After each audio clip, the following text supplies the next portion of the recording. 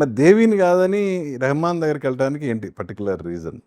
Sir మీరు అన్నట్టు 200% correct అండి. దేవి గారు లేకపోతే మేము ఎవరు లేం. ఆయనే తీసుకెళ్ళి ముందు మమ్మల్ని వీళ్ళు వస్తున్నారు, ఉప్పెన అనే సినిమా వస్తుందని దేవి గారు చెప్పారండి. కానీ నాకు రెహమాన్ సార్తో చేయడం డ్రీమ్ అండి. ఎలాగైనా రెహమాన్ సార్తో చేద్దాం. ఈ స్టోరీకి ఆయన కరెక్ట్ యాప్ట్ అండి. ఇది స్పోర్ట్స్ ఇదంతా ఉంది ఎమోషనల్. రెహమాన్ సార్ అయితే మొత్తం డిఫరెంట్ ఉంటుందేమో కంప్లీట్ అని రెహమాన్ సార్ దగ్గరికి వెళ్ళి అందరూ కొద్దిగా ఇప్పుడు తెలుగు సినిమాలు చేస్తలేదని చెప్పినా సరే కొద్దిగా అయినా సరే ట్రై చేద్దాం. తెలుగులో అయింది ఇది వర్కౌట్ అవ్వలేదు అన్నారండి. అయినా సరే ట్రై చేద్దాం. ఏమైంది అది సిచ్యువేషను కదా అవన్నీ వర్కౌట్ అవ్వకపోవచ్చేమో కానీ రెహమాన్ సార్ పాటలు అంటే ఎలాంటి పాటలు అండి ఇప్పటికి ఎలాగైనా వర్క్ చేద్దామని డ్రీమ్తో వెళ్ళానమాట రెహమాన్ సార్ దగ్గరికి. ఒక విధంగా అంటే రెహమాన్ తెలుగులో డైరెక్ట్గా చేసిన సినిమాలు ఏది సక్సెస్ అనేది లేదు. అవునే. సో ఈ సినిమా దాన్ని ఆ సెంటిమెంట్ని బ్రేక్ చేస్తుంది అనుకోవచ్చా? అంటే సెంటిమెంట్ అంటే ఏముండదు సార్. ఇండస్ట్రీ సెంటిమెంట్ మీద నడుస్తుంది కదా, మీకు తెలియదు కాదు కదా. అది ఓకే అండి. కానీ మన సంకల్ప బలం గట్టిగా ఉంటే సెంటిమెంట్లు ఏం పనిచేయమని అనుకుంటా సార్ నేను. అదే నేను గట్టిగా నమ్ముతానండి. అది గాడ్ ఉన్నాడండి, ఆయనే నమ్ముతాను నేను అంతే. దేవుడు ఉండగా దేవుడే సెంటిమెంట్లు చూసేదంటే కనుక ఇంకా అదే ఉండదు. నా జేబులో ఎప్పుడు దేవుడు ఫోటో ఉంటుందండి. మీరు అలా అంటే నాకన్నా సెంటిమెంట్ ఎవరు ఉండరండి. అలాంటిది నేనే వెళ్ళి రెహమాన్ సార్ నానండి, ఆయన సూపర్ సాంగ్స్ ఇచ్చారు. ఇప్పుడు ఆర్ఆర్ కూడా బ్లాస్ట్ ఇప్పుడే ట్రైలర్ చూసి వచ్చాను పైన, సూపర్ చేశారు. ఫస్ట్ సాంగ్తోనే రెహమాన్ కరెక్ట్ చాయిస్ అనేది అటు చరణ్ ఫ్యాన్స్ కానీ ఇటు ఆడియన్స్ కానీ డిసైడ్ అయిపోయారు. చిక్రీతో మిలియన్స్ వ్యూస్ వచ్చినాయి. సో ఈవెన్ సెకండ్ సాంగ్ కూడా దానికి మించింది రై రైగా.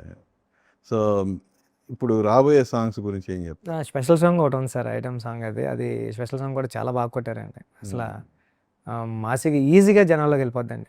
మన రెహమాన్ సార్ కొట్టారా అనిపిస్తుంది అండి, అంత మాసిగా ఇచ్చారండి. సినిమాలో కూడా రన్నింగ్లో ఇంకో 2-3 సాంగ్స్ ఉన్నాయి సార్.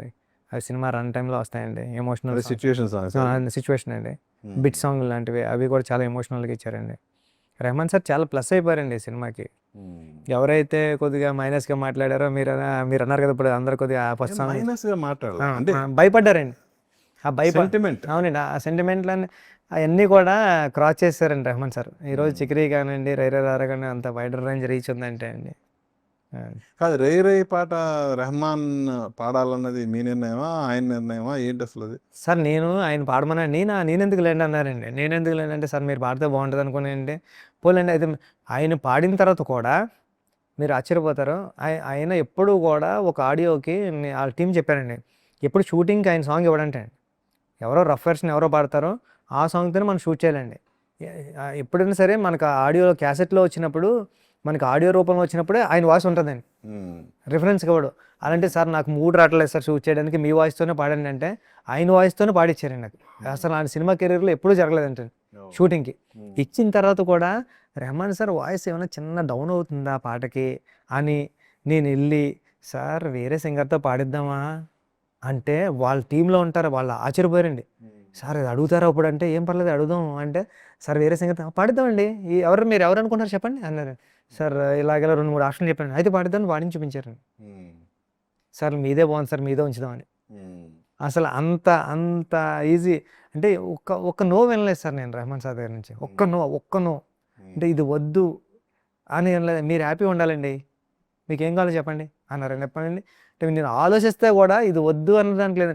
నేను మసా గ్లిమ్స్లో మసా వచ్చింది కదండి, మసా వచ్చినప్పుడు నేను అన్నానంటే అండి, సార్ ఇది వద్దు సార్ ఇంకో ఆప్షన్ ఇవ్వండి సార్ అన్నాను. అంటే అప్పటికి అంటే ఫస్ట్ టైం ఒకటి ఇచ్చారండి ఆయన రెహమాన్ సార్, తర్వాత మసా ఇచ్చారండి. ఇది కూడా వద్దు సార్ ఇంకో ఆప్షన్ ఇవ్వమంటే ఓకే అండి అయితే చేద్దాం. అయితే నేను ఇంకో కంపోజ్ చేస్తున్నారండి గ్లిమ్స్కి చేస్తున్నా. వాళ్ళ టీం కాల్ చేసి సార్ వర్క్ చేస్తా కూడా ఇది బాగుంది కదా ఎందుకు వద్దు అంటున్నాడు, వర్క్ చేస్తా మళ్ళీ ఇది బాగుంది కదా ఎందుకు వద్దు అంటున్నాడు, మళ్ళీ హాఫ్ అన్ అవర్ మళ్ళీ వర్క్ చేసి వచ్చి ఇది బాగుంది ఎందుకు వద్దు అంటున్నాడు డైరెక్టరు అని. అసలు పాపం నాకు చెప్పలేక అలాగని నేను అడిగాను కదా అని కాదనకుండా నాకు ఇంకోటి వర్క్ చేస్తా ఇది బాగుంది అంత అలా మాట అండి. ఎప్పుడు ఒక నో కూడా చెప్పలేదు సార్ నాకు.